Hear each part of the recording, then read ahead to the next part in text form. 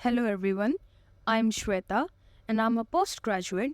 I have done my bachelor's and master's in applied psychology.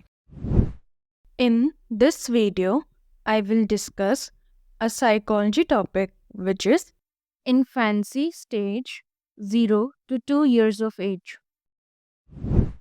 Second stage is infancy. Birth से लेके 2 years की as को infancy कहते हैं. एक इन्फेंट बेसिक लाइफ एक्टिविटीज़ या फंक्शंस कर सकता है जैसे breathing, sucking, swallowing and discharging the bodily waste. और फर्स्ट वीक के दौरान एक इन्फेंट आवाज़ को पहचानना शुरू कर देता है, अपनी मदर की आवाज़ को पहचानना शुरू कर देता है. इन्फेंसी पीरियड के दौरान फॉलोइंग डेवलपमेंट्स होती हैं. पहली motor development, second cognitive development, third sensory abilities development and fourth socio emotional development. First motor development यानी मूवमेंट से रिलेटेड डेवलपमेंट होना शुरू हो जाती है, जैसे reflexes involuntary automatic in build responses होते हैं टू द स्टिमुलाई जो एक इन्फेंट शो करना शुरू कर देता है. और ये रिफ्लेक्सेस कुछ टाइम पीरियड के बाद डिसअपियर या ख़त्म भी हो जाते हैं. Example of reflex are coughing, blinking and yawning. ये रिफ्लेक्सेस थ्रू आउट लाइफ रहते हैं. कुछ रिफ्लेक्सेस ऐसे भी होते हैं जो कुछ टाइम पीरियड के लिए रहते हैं और फिर बाद में वो डिसअपियर या गायब भी हो जाते हैं, क्योंकि वो इन्फेंट उनको वॉलेंट्री मूवमेंट के थ्रू या फिर वॉलेंट्री कंट्रोल करना उन रिफ्लेक्सेस पे सीख जाता है. जैसे किसी इन्फेंट को उसकी चीक पे या गाल पे टच किया तो वो अपना मुंह खोल लेता है, ये एक रिफ्लेक्स हुआ और ये डिसअपियर हो जाता है between 3 to 6 months. Another example is जब उसको एक तेज़ आवाज़ सुनाई दी तो वो अपना हाथ पैर मारना या चलाना शुरू कर देता है और ये रिफ्लेक्स भी गायब हो जाता है with in 6 to 7 months. Infancy period में ब्रेन डेवलप होता है बहुत ड्रास्टिकली और एकदम से और रैपिड रेट में ब्रेन का डेवलपमेंट होना शुरू हो जाता है.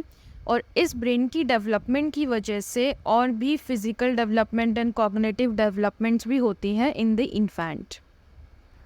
बेसिक मोटर डेवलपमेंट जैसे किसी ऑब्जेक्ट को पकड़ना या किसी ऑब्जेक्ट की तरफ जाना, बैठना और क्रॉल करना, वॉक करना और रन करना, ये सारी स्किल्स डेवलप होना शुरू हो जाती है. Second is sensory abilities. Sensory यानी जो भी सेंस ऑर्गन्स से रिलेटेड, जैसे 5 सेंस ऑर्गन्स होते हैं, इनसे रिलेटेड जो भी एबिलिटीज़ या डेवलपमेंट होती है वो भी होनी शुरू हो जाती है. For example hearing. एक इन्फेंट अपनी मदर की आवाज़ को पहचानना शुरू कर देता है क्योंकि वो उस मदर की आवाज़ को और आवाज़ों से अलग समझने लगता है. देन सीइंग यानी देखना, तो इन्फेंट फेसेस को समझना और देखना भी शुरू करता है after some time. Then touch, वो टच को रिस्पॉन्स करना भी शुरू कर देता है, उनको टिंगलिंग होती है और पेन को फील करना भी शुरू कर देता है. देन टेस्टिंग एंड स्मेलिंग, ये भी प्रेजेंट होती है in the newborn. Third development is cognitive development in the infancy. Cognitive यानी मेंटल एक्टिविटीज से रिलेटेड सारी डेवलपमेंट. इसमें एक साइकोलॉजिस्ट हैं जीन पियाजे, जिन्होंने ह्यूमन डेवलपमेंट के कॉग्निटिव डेवलपमेंट में काफ़ी रिसर्च की है और अपनी थ्योरीज बनाई हैं. उनके हिसाब से अकॉर्डिंग टू जीन पियाजे, एक इन्फेंट अपने सेंसरी एक्सपीरियंस और फिज़िकल एक्शन के कोऑर्डिनेशन से अपने आसपास के वर्ल्ड को या सराउंडिंग को एक्सप्लोर करना शुरू कर देता है. और जैसे जैसे वो इन्फेंट बड़ा होता जाता है उसकी ये एक्सप्लोरेशन और बढ़ती जाती है और सिमिलरली उसकी वर्ल्ड से रिलेटेड अंडरस्टैंडिंग भी बढ़ती जाती है. फॉर एग्ज़ाम्पल आसपास के ऑब्जेक्ट को टच करके और उसको हाथ में पकड़ के समझना कि ऑब्जेक्ट क्या है. इन्फेंसी में अकॉर्डिंग टू पियाजे होता है लैक ऑफ ऑब्जेक्ट परमानेंस, यानी ऑब्जेक्ट परमानेंस होता ही नहीं है. ऑब्जेक्ट परमानेंस का मतलब होता है वो अवेयरनेस होना कि जो ऑब्जेक्ट है वो मुझे सामने दिख नहीं रहा है पर लेकिन एग्जिस्ट होता है।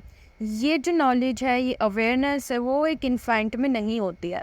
फॉर एग्ज़ाम्पल, अगर एक इन्फेंट एक टॉय से खेल रहा है और अगर उस टॉय को उसके सामने से हटा दो या छुपा दो तो उसको कोई फ़र्क नहीं पड़ेगा, क्योंकि उसे पता ही नहीं कि ऑब्जेक्ट है या पास में हो सकता है या नहीं है, यानी lack of object permanence. Cognitive development में लैंग्वेज भी आती है, यानी कम्युनिकेशन भी आता है। दैट मीन्स हर एक स्टेज पे जो चाइल्ड होता है वो अपने हिसाब से, अपनी डेवलपमेंट के हिसाब से या अपनी नॉलेज के हिसाब से कम्युनिकेट करता है। इन्फेंसी के दौरान बैबलिंग होती है, यानी साउंड्स निकालना शुरू कर देता है from the mouth to communicate. Fourth and last development is socio emotional development. Socio emotional means other human beings से रिलेटेड इंटरेक्शन या रिलेशनशिप और अदर ह्यूमन बींग्स और अपने आप से रिलेटेड इमोशंस एंड फीलिंग्स को एक्सप्रेस करना और शो करना।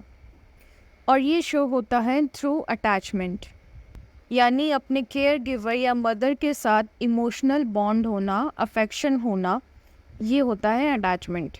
फॉर एग्ज़ाम्पल, अगर एक चाइल्ड अपनी मदर से दूर है या उसको अपनी मदर आसपास नहीं दिख रही है तो वो घबरा जाएगा या रोने लगेगा, और जब उसको उसकी मदर या केयर गिवर मिल जाएगा तब वो खुश हो जाएगा या स्माइल करेगा या हग करेगा। हैरलो एंड हैरलो ने 1962 में एक स्टडी की थी जिनमें उन्होंने बेबी मंकीज़ पर एक्सपेरिमेंट किया था।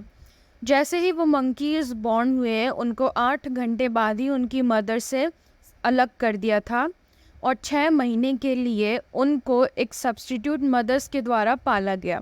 वो सब्स्टिट्यूट मदर्स बनी हुई थी वायर से एक, और एक दूसरी बनी हुई थी क्लोथ से।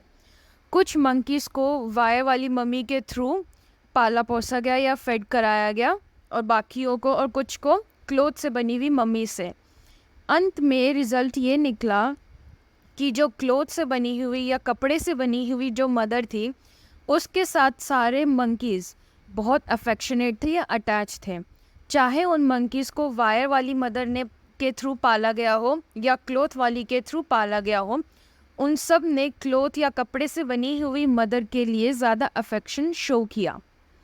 इससे ये रिज़ल्ट आया या ये पता लगा, डिपिक्ट हुआ कि अटैचमेंट के लिए नरिशमेंट देना और खाना खिलाना या फीड करना ही ज़रूरी नहीं होता है, एक कंफर्टेबल कांटेक्ट या कंफर्टेबल टच देना ज़रूरी होता है। जीन पियाजे के अलावा एक और साइको एनालिसिस्ट या साइकोलॉजिस्ट है एरिक एरिक्सन, जिन्होंने डेवलपमेंट स्टेजेस की थ्योरी दी है और उनके अकॉर्डिंग फर्स्ट स्टेज होती है ट्रस्ट वर्सेस मिसट्रस्ट। इनके अकॉर्डिंग जो एक चाइल्ड या इन्फेंट है हर एक स्टेज में वो एक कॉन्फ्लिक्ट को फेस करता है। अगर वो कॉन्फ्लिक्ट फुलफ़िल हो जाती है या सॉल्व हो जाती है तो उस पर्सन की जो नेक्स्ट स्टेज है उसमें उसे कोई दिक्कत नहीं होगी, पर अगर वो सॉल्व नहीं होती है तो दिक्कत होने के इन फ्यूचर चांसेस होते हैं। जैसे इन्फेंसी में होती है ट्रस्ट वर्सेस मिसट्रस्ट, यानी अगर इन्फेंट को मदर या केयर गिवर से फिज़िकल कंफर्ट मिला है, यानी उसको एक फीलिंग ऑफ कंफर्ट उसमें डेवलप हुई है by the affection shown by mother और केयर गिवर, तो then the infant will show trust और फ्यूचर में भी वो ट्रस्ट ही शो करेगा। पर लेकिन अगर ऑन द अदर साइड अगर उसको वो फीलिंग या अफेक्शन नहीं मिला होता तो वो मिसट्रस्ट डेवलप करेगा। फॉर एग्ज़ाम्पल, वो इन्फेंट्स जिसमें ट्रस्ट डेवलप हुआ है because of sensitive and affectionate parents, वो अपने हिसाब से खेलेंगे, कूदेंगे और अपने हिसाब से मूव भी करेंगे, और जब उनको कोई स्ट्रेंजर या अननोन पर्सन गोदी में उठाएगा तो वो पॉजिटिवली रिस्पॉन्ड करेंगे, हंस के रिस्पॉन्ड करेंगे या फिर उनको स्टेयर करेंगे, घबराएंगे नहीं। ऑन दी अदर हैंड वो बच्चे जिन्होंने मिसट्रस्ट डेवलप कर लिया बिकॉज ऑफ इनसेंसिटिव पेरेंट्स और जो डिससेटिस्फैक्शन शो करते हैं अपने बच्चों में उन टाइप के पेरेंट्स से, तो वो रोने लगेंगे और एंग्जाइटी शो करेंगे। Thank you. For any queries you can mail me on this email ID. For more information, Follow me on Instagram and Facebook. Links are given in the description box below. Subscribe to my channel and don't forget to like, share and comment. Bye bye.